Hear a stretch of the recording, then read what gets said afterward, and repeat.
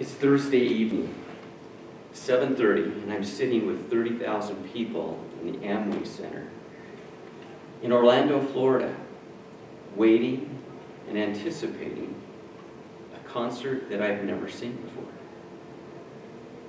I have my phone on video mode, ready to record the opening act. The lights dim. The audience starts to cheer. The lights from cell phones start waving.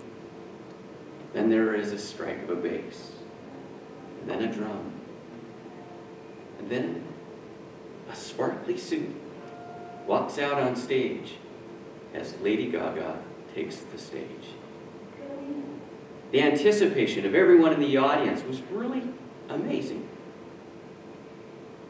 Very talented individual, starts out the concert. I record the whole first song, get ready to submit it, to send it off to my wife Wendy, and I find that I have no self-service, so I just sit and wait. And then Lady Gaga starts to talk. And within the first 3 sentences, she uses the F word about 4 times. Some in the audience are disappointed. By the time she's telling the audience to F off, some of the audience is leaving, and I'm wondering why I'm not. By the end of the concert, I'm indifferent. Very talented musically, but as an entertainer, she's not. Over the course of the past 8 weeks, I have been home 1 week. I have been giving presentations, I've been videoing presentations, I've seen over 250 speakers in the past 8 weeks. I think there's a point of speaker burnout, and I'm close to that. But through that experience, I have come to realize that even though you can do something, it doesn't mean you should. As a speaker, as a videographer, as a master of ceremony at all of these different events, I've been inspired by some, been impressed by the knowledge of others. And some, I've just thought, even though you can do that, doesn't mean you should. Let me give you 3 examples. Jim, highly educated, highly trained and skilled engineer, is the team lead over his team of a new product that's being released. He's highly respected by his audience. His audience has seen him present before.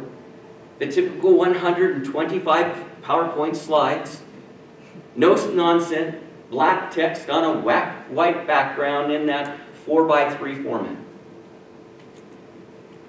However, this time, it was different.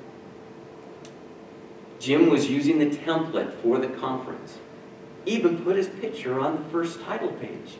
I was going, "Go, Jim, this is great!" Until I saw the next slide, which was very revealing. Because Jim realized that this new format of 12x9 or 16x9 gave him the capability to put 3 times the amount of text on every slide. Each slide contained rows and rows and rows and rows of mind-numbing stuff that was just floating around in his head. Within minutes, the audience was doing exactly what they've done in the past, just wishing he would sit down and shut up and give them their slides. Even though you can put 3 times the amount of text on a 16x9 format of PowerPoint doesn't mean you should. Example number 2. Bob. Bob is a customer support manager. He's in front of an audience of about 100 of his partners. Many of them recognize his voice because of phone calls, and they also know him by email. He's there to create trust, competency, and that rapport that you need when you're in customer support. It's a business setting. So when Bob walks on stage wearing flip-flops, a pair of well-worn shorts, and a faded black Def Leppard t-shirt, first thing that entered my mind was, even though you can do that, doesn't mean you should. Third example is George. George is an executive vice president. He's the keynote speaker for the morning. It's 5 minutes before he's supposed to take stage, and he's nowhere. The event planner is panicking, going crazy, trying to figure out how she is going to manage not having a speaker for the next hour. All of a sudden, George shows up 5 minutes after he's supposed to start, walks up to the stage, doesn't mind anybody else, like a rock star, jumps up there, has a moss-colored polo, which accentuates his huge pecs and biceps. He's obviously an ex-bodybuilder, has that air. And then he speaks in that New York Bronx accent, with a hard-hitting sales presentation, and then all of a sudden he kind of goes off script and starts spewing all sorts of junk. Random stuff that makes the audience kind of laugh uncomfortably. All of a sudden he says, you know, our product is shit. And all of the audience kind of does a jerk reaction. And then he confesses how he's really scared about the company's future.